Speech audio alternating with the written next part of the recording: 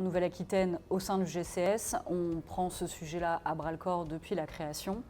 On a plusieurs axes de travail qu'on développe au quotidien, notamment avec mon adjoint, Vincent Martinez, qui est le référent développement durable, de l'achat durable au sein du GCS pour la région. On a des liens également, évidemment, avec l'Agence régionale de santé.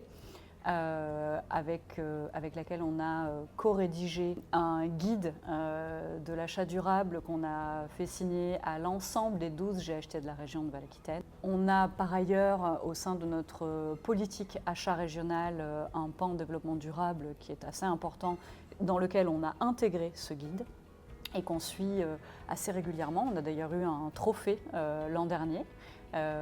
Au travers du salon Néo Business. On a été co-lauréat du trophée de la politique achat responsable. C'est une très grande fierté parce que le GCS Achat Nouvelle-Aquitaine, c'est quand même 153 établissements cotisants et ça représente pas loin d'un millier de structures sanitaires, sociales et médico-sociales.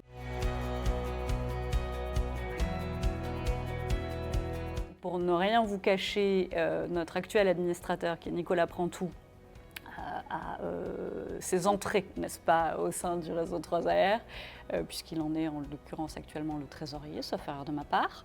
Et donc il nous a aussi parlé du réseau 3AR et voilà, avec Vincent on a commencé à participer à un certain nombre de réunions, à faire connaissance d'Anne, à participer à quelques formations et tous ces échanges-là étaient d'une qualité telle que le fait qu'on s'implique et qu'on ait envie de s'impliquer encore plus au sein de cette aventure du réseau 3AR était d'une évidence absolue.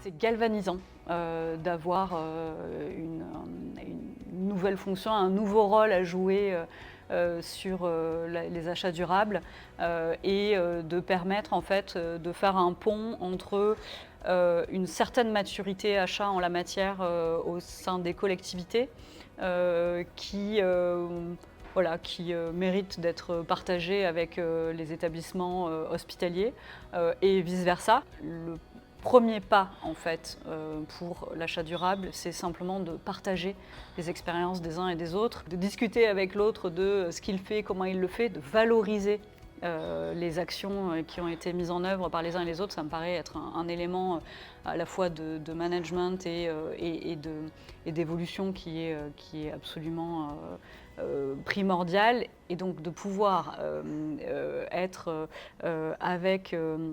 avec d'autres personnages de Nouvelle-Aquitaine au sein de ce conseil d'administration, c'est quelque chose qui est pour moi hyper valorisant, encore une fois au niveau personnel et professionnel, et j'en suis extrêmement ravie.